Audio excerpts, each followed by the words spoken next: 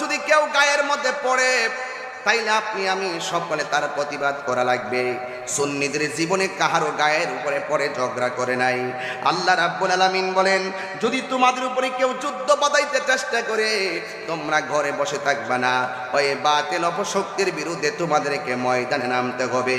তবে খবরদার তোমরা সীমা লঙ্ঘন করবে না, কারণ সীমা লঙ্ঘনকারীকে আমার আল্লাহ পছন্দ করে না। কথা বলেন ঠিক কিনা?